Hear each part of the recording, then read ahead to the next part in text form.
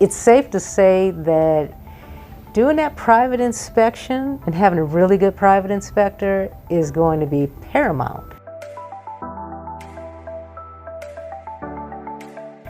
They can only do so much and find so much, especially since most of them, they can't move things. So the hope is that when you get to a home that there's not so much clutter that you can't like see the walls and see the ceiling and the floors, and nowadays you do have, I would say it's a 50-50. Some of the inspectors have moisture detectors where they can kind of detect if there's moisture, but that's if there's current moisture, not if there had been moisture. Because if it's like summertime and it's dry anyway, and you won't find out you got a problem until snow starts to melt, or until spring when you get a rainy season. So those are difficult. But so those are some of the things to really consider, because that can be huge. But I get the question a lot, and actually it did happen to a client of mine where months later she found out that it had been leaking and that they had tried to fix it but didn't fix it properly. And then, you know, her recourse was, what do I do? Can I go after the seller? And I'm like, you probably can, but how much is it going to cost to fix that versus how much is it going to cost to go after this guy? And the fees that you're going to have to pay, court fees and things like that, is actually going to cost more than that fix.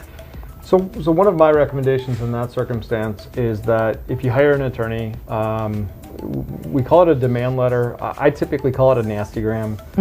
It's a letter from a law office that says, here's all the factual information we have at this point. These are the things we know. These are the things we know you failed to disclose or you lied on your seller's disclosure statement. Here's our demand, and you have X amount of days to respond to us. Otherwise, you know, we're authorized and we intend to file a lawsuit against you. That can prompt action even pre-litigation. You know, that initial demand letter, you know, laying things out, having the actual documentation. You know, in a water situation, if a neighbor saw, you know, a mold remediation company come through, or you know, a water remediation company come through, and they're willing to give you that information, you know, you can put up, kind of lay your cards out in advance and say, you've got serious exposure here, you've got problems, contact me to resolve this, and if you don't, we're going to sue you. Most often, you'll get somebody who will call you back. It justifies at least a callback. And then you start a negotiation, because most often, the other side doesn't want to pay $15,000 or $20,000, but maybe they'll pay something.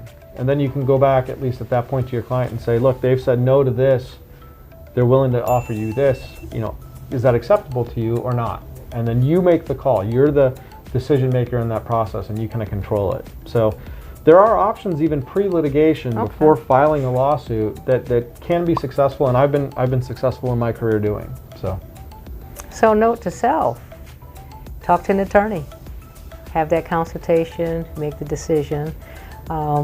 Most people are angry, and they do want some resolution. They don't just want to walk away, because then they're frustrated, and then it kind of puts a damper on the whole home buying experience, and then it kind of makes you feel like, yeah, I'm just going to live for a couple of years and get rid of it, not realizing that, you know, it could happen in the next house too. Yeah, that's true. It's not always just angry. Sometimes it's just they're emotionally drained. Yeah, is the best way of putting it. You know, I just went through this whole house buying. I moved in. I had to bring all my things, and I'm just, sometimes what I'll hear back, the feedback is, yeah, they're angry, but then they don't know where to direct the anger. Do they direct it to their inspector? Like, why didn't you catch this? Right. Do they direct it to the seller? Quite often I get well, the seller's agent told me X. And then is there anger there? Okay, well, I understand that frustration, but who's the ultimate person who caused this issue? And the ultimate person is often the seller. Yeah. And so from a buyer's perspective, you know, you're definitely going to want to know where your anger or your frustration is aimed at, and a pathway to try to get a resolution. On the opposite side of these things, if you're a seller, what I often tell my clients is, fill it out to the best of your ability. Just be honest. You know, if you have to check a box that says, yes, I know about this, I believe I fixed it, then write on there, I believe I had this water in this certain area, I believe I fixed it, I patched it, I believe I fixed it. So you're giving information to the buyer that you don't think there's a problem anymore. And that can really impact the way a buyer views things when they call me, because they say, oh, he did say to me, or she did say to me, there was an issue here and it was patched, but it's not been taken care of. But they disclosed that there was an issue there. It's way better that information than they said, no, there's no water issues, and then you find the patching after the fact, and then the buyer feels cheated or that they've been wronged. So, on the real estate side, with a buyer's agent, you hope that you can refer them to the most thorough inspector to do the best of their ability, although the inspectors usually do explain that, you know, I'm just a general inspector.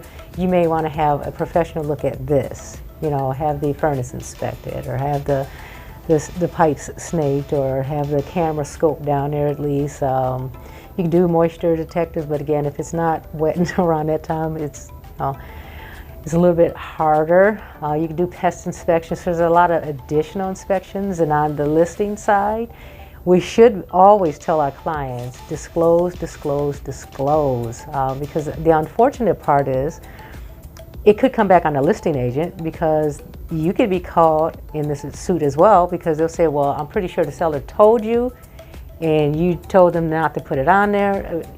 You just don't know.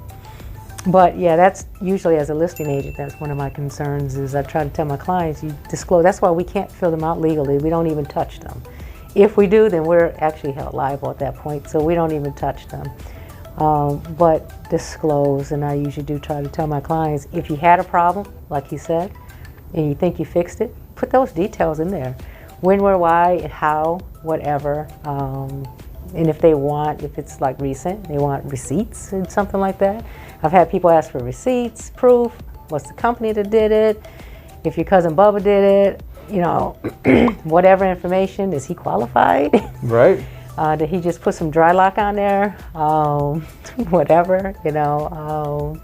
But those are things that they do come up, and that's the biggest thing, is that you get those questions after the fact. I think I had one last summer, the mold issue. With a gentleman, there was mold there, and he swore up and down that the seller covered it up.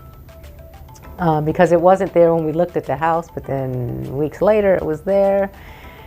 I don't know if I ever told you how that settled out. No. We found out, I had a handyman go over there, because I kept telling him there's a crawl space. Kept telling him to get somebody in the crawl space. Yep. Because when we did the inspection, there was people living there, and we could not locate a crawl space, so we assumed that it was one crawl space for the entire unit that you had to get into.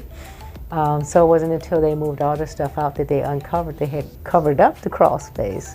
So we had somebody to get into there, and he says, oh, there's a sump pump down here and it's not working properly. And so, magical fix, sump pump got fixed, moisture taken out, and that mold stuff is not really mold, it's more mildew. Although they did have it tested, there was some mold, because, you know, mold does grow, but mold's everywhere in Michigan. Yeah. Whether indoors or outdoors, you're going to have mold. The only question is it dangerous or not dangerous? And so that's usually the factor for me.